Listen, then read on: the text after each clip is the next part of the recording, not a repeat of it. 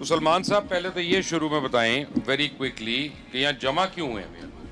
Sir ये लोग 15 दिन से अपने हकूक़ के लिए बात कर रहे हैं। कह रहे हैं कि महकमा सेहत की जो निजकारी हो रही है उससे ना सिर्फ ये कि आम आदमी के लिए म्यारी सेहत की जो है चांसेस वो कम होने जा रहे हैं, हुकूमत बजट कम करने जा रही है, बल्कि उसके साथ साथ ये वो लोग हैं जो 20 साल से जिन्होंने मराकज़ सेहत देहात में आबाद किए, पोलियो के कतरे पे लाए, हस्पताल चलाए और इन्हीं की परफॉर्मेंसेस पूरी दुनिया को दिखा के WHO से फ़ंड्स भी लिए गए, यूनिसेफ से फ़ंड्स भी लिए गए। और आज जब हुकूमत से मुईशत नहीं चली, हुकूमत से फ़ंड्स नहीं चले, तो उन्होंने इन्हीं की नजकारी, इन्हीं की कुर्बानी दे दी है। हुकूमत कहती है कि सरकारी मुलाजमीन का जो बर्डन है हमसे नहीं उठाया जाता, ये पेंशनें मांगते हैं, ये ग्रेजुइटीज़ मांगते हैं। तो 20 साल पहले जब इनको रखा गया था तो इस वक्त इनकार कर देते, ये कोई और काम कर लेते। अब इनको मिड ऑफ जो है करियर जो है, अब इनकी उम्रें देखें 45 साल 40 साल, इनको तो कहीं और जॉब ही नहीं मिलेगी, unfit for any other new job.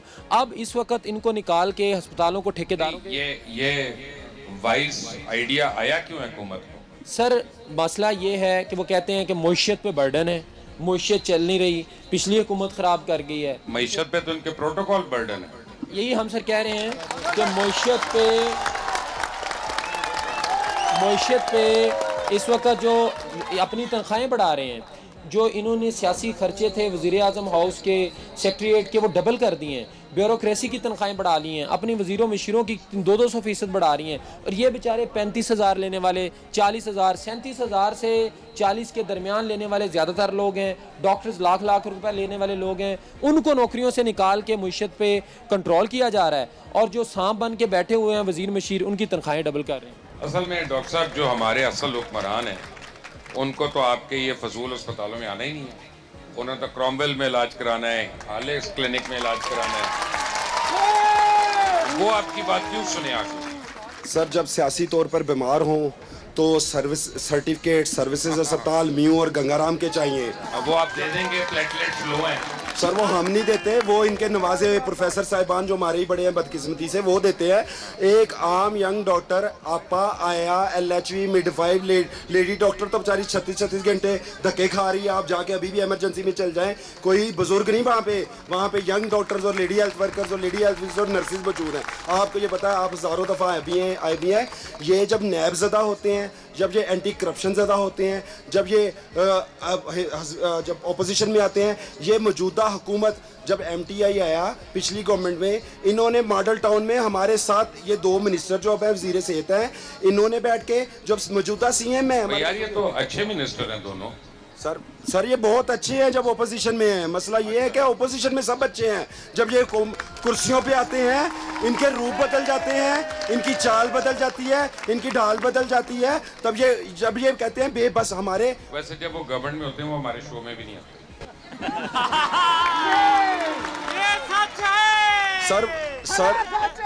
Sir यही आपके अल्फाज हैं जो इनके सीनों में तीर की तरह चुभते हैं, इसलिए आवाम के दिलों में आप जिंदा हैं। आज आप ये आम आवाम है, ये आप इनसे पूछे तो सही, कि इनके बारे में क्या सोचते हैं। सर सितम ज़रीफ़ी है कि देखें नई पॉलिसी है, 150 RSC मरियम क्लिनिक के नाम पे बेच दिए गए हैं और कहा गया है कि एक डॉक्टर। मरियम क्लिनिक का क्या मतलब है? सर वो तो सब कुछ ये बनी गाला जाती उमरा बिलावल हाउस है। पाकिस्तान का नाम बदल देना चाहिए, पाकिस्तान का प्राइवेट लिमिटेड रख के शरीफ। ये मरियम हाउस कहाँ से आया? सर ये मरियम नवीज़ी जो बेसिक हेल्थ यूनिट थे, जो RSC थे, जो हमारे बाउजदाद, जो पंचायत ने ज़मीनें हुकूमत पाकिस्तान को वक्फ की थी कि उनकी औलाद का, उनकी बहुओं का, उनकी बेटियों की यहाँ पे ज़चगी होगी, यहाँ पे कुत्ते काटे का, सांप काटे का इलाज किया जाएगा, खून बह जाने से औरत के जनाजे नहीं उठेंगे।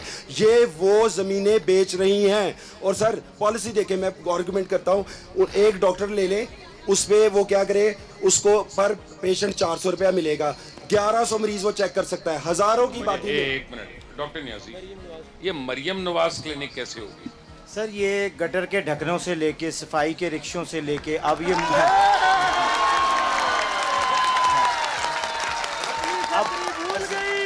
अब सर मामला यहाँ तक पहुँच गया है कि कायद आज़म की तस्वीर उतारी जाएगी नोट से और मैडम की ये मरियम क्लिनिक कहाँ पे आ रहा है?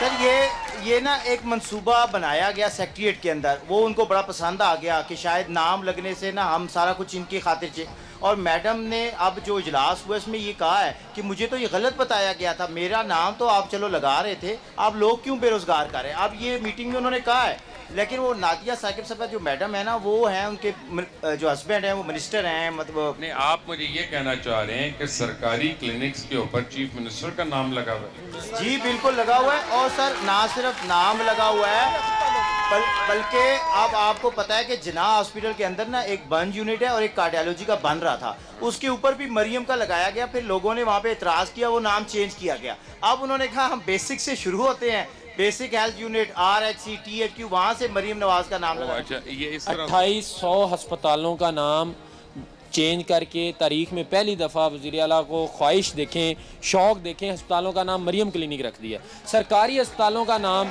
मरियम साहबा के नाम पे कैसे रखा जा सकता है? ये पैसे मरियम नवाज साहबा डोनेट कर दें ताकि इनकी नौकरियां भी ना जाएं, तो अपना नाम मरियम क्लिनिक रख लें। अस्पतालों का नाम मरियम क्लिनिक, ये जो पोलियो के कतरे पिलाते हैं उसका नाम मरियम कम्युनिटी क्लिनिक, जो लैब्स बन रही हैं मरियम लैब्स। ये पहली दफ़ा अजीब ही ख्वाहिश है एक हुक्मरान की। वो चाहती हैं कि जैसे नया साहब ने फरमाया गटरों से लेकर हर जगह मरियम के नाम से रखा जाए, सफाई मरियम के नाम पे हो। तो ये हमें तो इससे भी तकलीफ नहीं है, ठीक है, उन्हें ख्वाहिश है, शौक़ है, उनके बड़े सारे शौक़ अल्लाह ने पूरे कर दिए हैं। वो डॉक्टर नहीं बनी थी, अल्लाह ताला ने उनको CM बना दिया है। आज वो कहती हैं कि डॉक्टर बनने को दफ़ा मारो, अस्पतालों के नाम मैंने मरियम क्लिनिक्स रखने हैं। तो ये मेरा ख्याल है आज तक इतनी बड़ी एडोसिटी, इतनी बड़ी ख्वाहिश किसी वज़ीर आला में नहीं थी। कोई एक आध अस्पताल अपने नाम पे रख लेते थे, चौधरी परवेज़ लाई साहब ने एक आध रख लिया, इन्होंने 2800 अस्पतालों का नाम मरियम क्लिनिक कर दिया। अच्छा, देखते हैं ख़वातीन यहाँ पे बहुत हैं, वो क्या कह रही हैं।